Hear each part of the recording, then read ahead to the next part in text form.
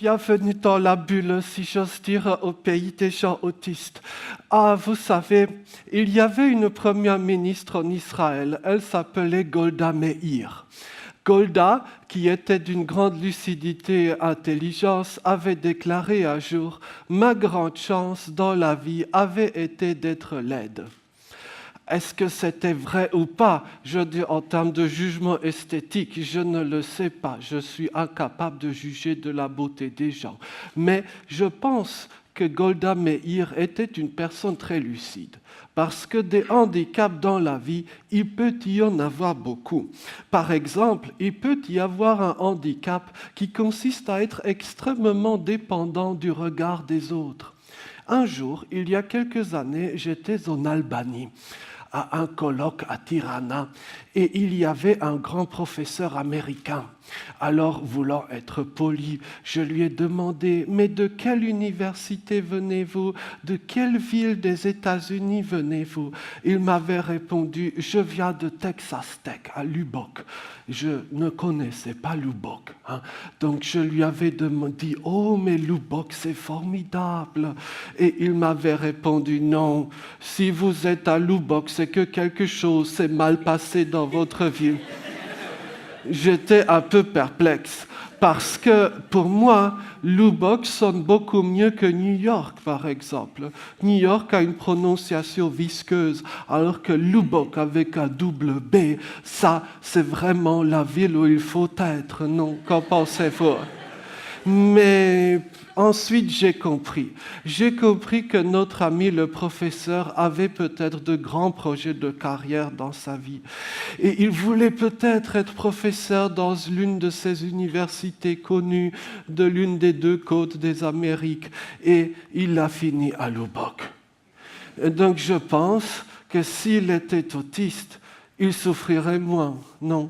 Donc d'une certaine façon, suivre trop les attentes sociales est un handicap. Mais vous savez, je ne peux pas me moquer ou m'aventurer davantage sur le sujet parce que j'ai moi-même un terrible handicap. Ma vie a commencé de la plus difficile des façons. En effet, je suis né le même jour et la même année que Britney Spears. Cela, heureusement, je ne le savais pas. Je ne l'ai su que bien plus tard. Et encore bien plus tard, j'ai fini par vaguement comprendre, mais je ne suis pas très sûr, même à ce jour, d'être au clair sur ce point, pourquoi cette personne est connue. Permettez-moi de vous faire une confidence.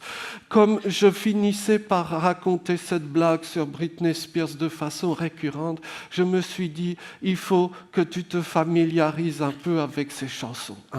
J'avais essayé d'en télécharger une. J'avais appuyé sur le bouton « Jouer », j'avais entendu une sorte de grésillement bizarre, j'avais cru que mon ordinateur était en panne, parce que par rapport à ce que j'entendais, j'avais du mal à y associer une idée musicale. Mais peut-être que le handicap est chez moi, je l'ignore. En tout cas, la bonne nouvelle, c'est que vous pouvez économiser sur votre budget astrologie. Ça ne marche pas.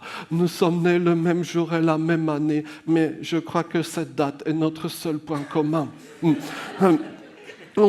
Ensuite, j'ai dû apprendre.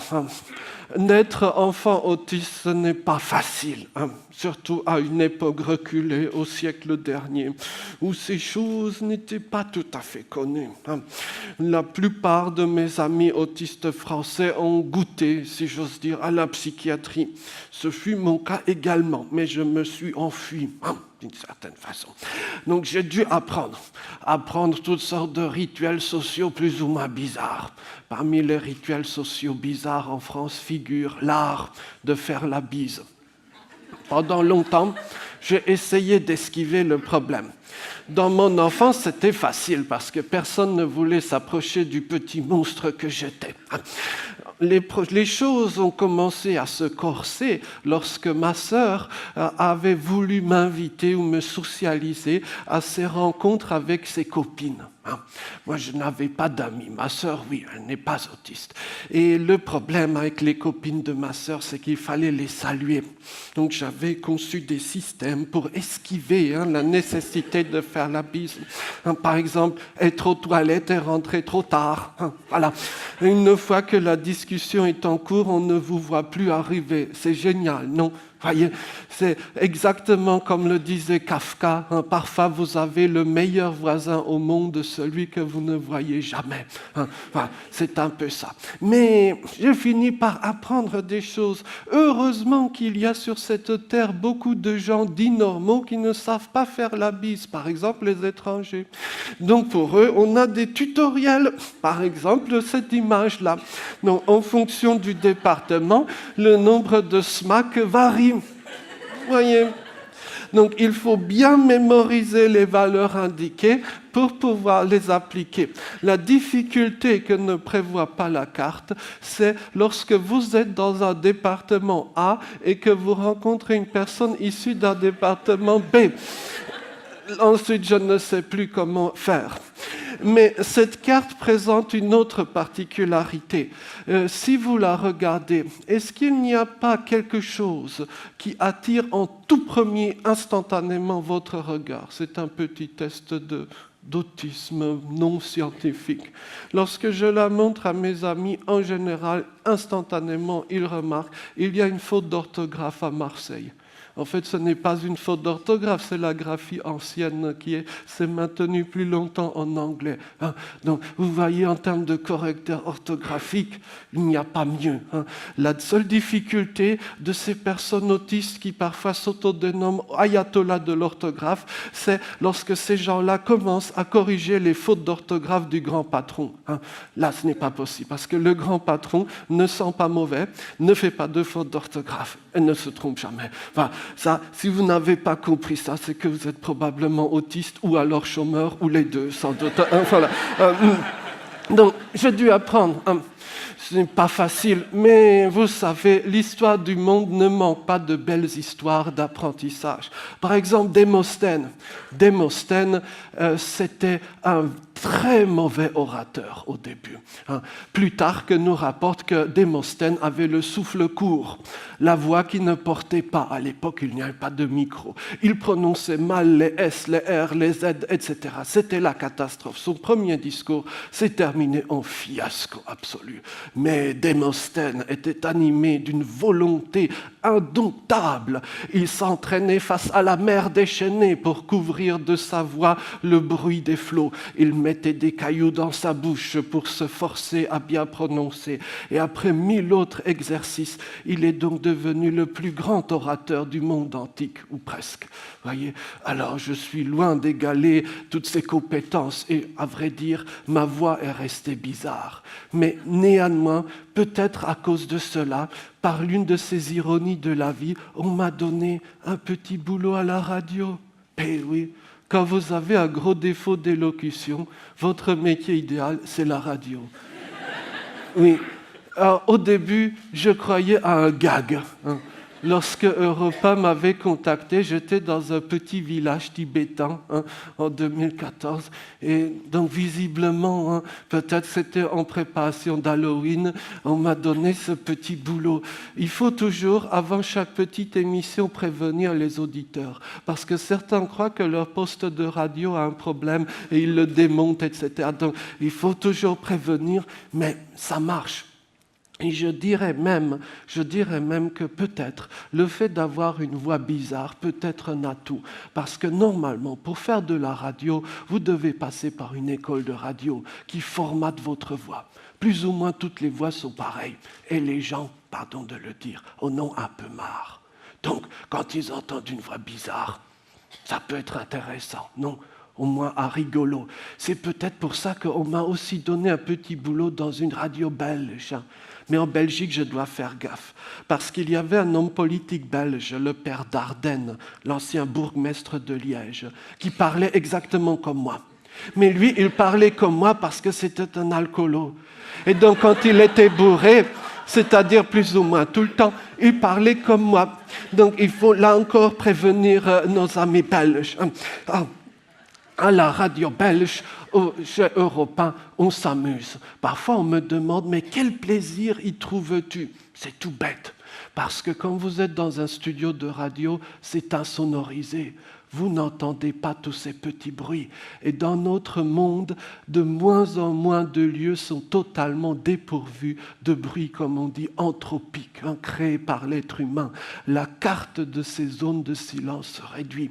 Les lieux comme ce beau paysage de Sibérie orientale, dépourvus de bruit humain, sont de plus en plus rares. Mais dans nos villes, il y a les studios de radio. Et mieux encore, les 2 radios sont bleues. Ben oui, le bleu couleur de l'autisme. Le rouge, c'est plus compliqué pour nos amis autistes. Mais le bleu, ça va. Comme quoi, la vie est pleine de belles surprises. Qu'est-ce que vous en pensez? Dans un amphi bleu, autant le fêter. Non, qu'est-ce que vous en pensez? Mais attention, bien sûr, il faut faire quelques sageries de temps à autre pour gagner un peu sa vie. Mais la petite bulle autistique reste intacte. Par exemple, si vous voulez passer un très beau moment dans votre vie, consacrez-vous au vieil Éthiopien. Ne faites pas d'études de lettres modernes ou d'anglais, ça ne sert à rien. Vous serez face à 1000 autres étudiants dans un amphi bondé, c'est mauvais. Faites des études de vieil Éthiopien, parce qu'en cursus de vieil Éthiopien, vous serez seul avec le prof. Lequel prof sera au moins aussi bizarre que vous, donc il vous jugera normal. Voyez-vous? Non, il y a d'autres cursus rigolos, par exemple les cursus de petites langues de la famille des langues turques ou turciques, comme on dit parfois. Donc, quand j'étais étudiant à Samarcande, en Ouzbékistan, je suis tombé sur un type bizarre. Il m'a offert des volumes d'une encyclopédie de l'époque soviétique sur les langues turques. Regardez ça, c'est fabuleux. Le soir, avant de dormir, suivez l'alignement parfait des caractères cyrilliques pour dormir et pour rêver de belles choses. Il n'y a pas mieux. C'est beaucoup mieux que de regarder la télé ou que sais-je. Donc, chez nous, au petit village autistique, on aime bien les schtroumpfs.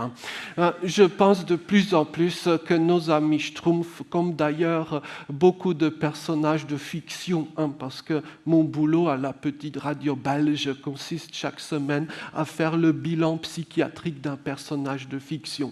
J'avais commencé par les schtroumpfs, parce que les schtroumpfs sont vraiment de chez nous. Ils sont bleus. Ben oui, il n'y a que 2 exceptions.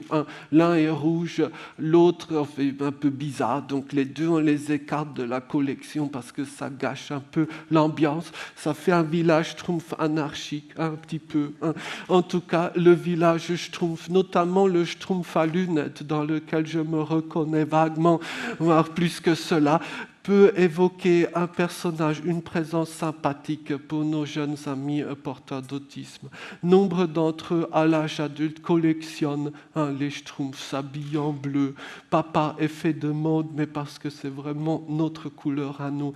Et je pense, quand on relit la biographie de Peyo, qu'il y a beaucoup de choses qui me rappellent des traits qu'on connaît bien.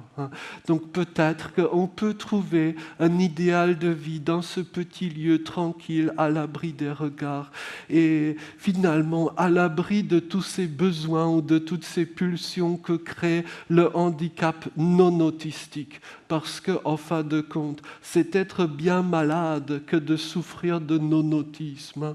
Si, par exemple, vous devez consacrer tant d'énergie rien qu'à savoir ce que pensent les autres de vous. Et certains de mes amis non-autistes souffrent de cela. Et certains sites web capitalisent sur ça. Un certain réseau social qui nous a piraté le bleu et qui commence par F capitalise sur ça. Comme je n'y suis pas, je reçois régulièrement des messages du type « Joseph, devinez ce qu'un tel a dit de vous. » Mais je n'en ai rien à faire de ce qu'un tel ou un tel a dit de moi. Ou encore, quand vous souffrez de non-autisme, lorsque vous devenez ado, vous ferez peut-être des crises de colère parce que vous n'aurez pas la même marque de fringues que tel ou tel. Hein, voyez, et on ne les institutionnalise pas, cela. Je ne sais pas comment éduquer un ado non-autiste. Je plains les parents qui ont des gosses non-autistes. Hein, voyez, et ça ne risque pas de m'arriver. Mon père avait trouvé un stock de chemises au siècle dernier. Voici un échantillon, ce qui explique peut-être pourquoi mon premier employeur était aveugle d'ailleurs. Hein. J'ai fait des économies de coiffure. Je ne suis jamais allé chez le coiffeur. Soit dit au passage, j'ai fait une grosse gaffe avec Hollande. Je lui ai raconté cette anecdote une semaine avant le déclenchement de l'affaire du coiffeur. Il me regardait en souriant. Bref, je ne suis pas du tout à l'aise dans toutes sortes de combines sociales. Mais en tout cas, croyez-moi, on peut avoir une vie heureuse. Et je pense que nombre de ces personnages de légende, par exemple sur les mers, les grands capitaines des vaisseaux dits fantômes, etc., étaient peut-être des gens de chez nous. Et tout ce que je pourrais dire pour peut-être résumer, ce serait aux parents de peut-être être fiers d'avoir un enfant différent. Il y a nombre d'années était venu en France Stephen Shore, qui est l'une des grandes figures de l'autisme aux États-Unis, ami proche, et qui, d'autre part, faisait partie vraiment de ces enfants voués à la poubelle. Et à l'issue de sa présentation, quelqu'un lui avait demandé « Monsieur Shore, vous êtes marié ?» parce que lui, il est marié, ce qui est plutôt rare. Hein. Et donc, vous êtes marié, pourquoi vous n'avez pas d'enfant? Sa réponse fut la meilleure qui soit, à mon avis. Ce fut la suivante. Mon épouse et moi avons décidé de ne pas avoir d'enfant parce qu'il y avait un risque qu'il ne soit pas autiste. Voilà.